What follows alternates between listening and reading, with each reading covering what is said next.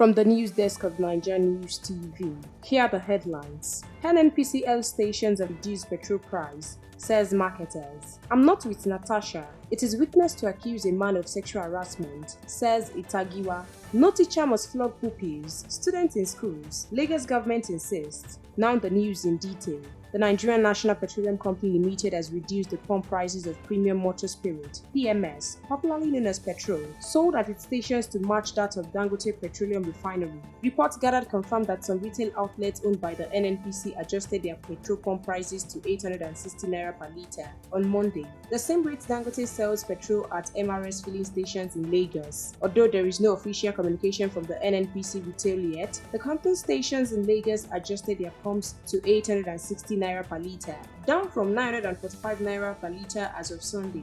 This comes a few days after the Dangote refinery reduced its ex-depot petrol price from 890 naira to 825 naira per litre. Reports revealed that NNPC spokesperson Olufemi Shuneye did not answer calls or reply to messages sent to his phone. However, the National Vice President of the Independent Petroleum Marketers Association of Nigeria, Ahmed Fashola, confirmed the development to Punch correspondents. Recall that Dangote refinery announced another price cut last Wednesday, setting another price regime for the petrol market in Nigeria. In other news, a former lawmaker who represented Cross River South Senatorial District, Senator Florence Itagiwa, has asserted it is a sign of weakness for female senators to accuse a male colleague of sexual harassment. NaijaNews recalled that the senator representing Kogi Central Senatorial District, Natasha Koti Uduaghan, recently accused the Senate President, Godswill Akpabio, of frustrating her moves to raise motions about her Jakarta Steel Company in Kogi State because she refused to sleep with him. However, while reacting to Natasha's sexual allegation against Akpabio, Itagiwa, during an interview on Arise Television on Tuesday, March 4, 2025, said once women are elected into the Senate, they cannot be sexually harassed or claim to be sexually harassed.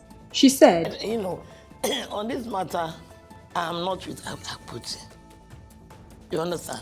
Number one, it is the worst sign of weakness on a woman's part.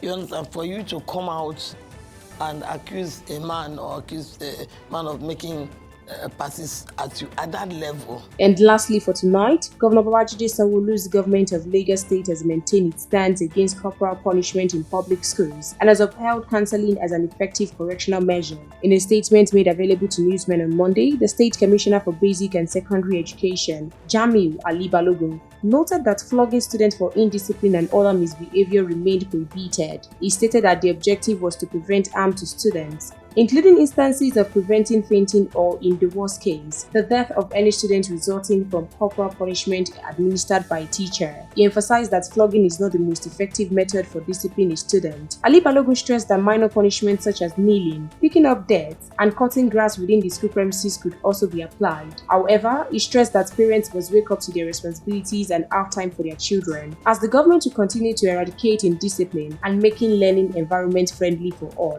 We will continue to supply you more trendy news updates. Please stay tuned to NaijaNews TV. Good night.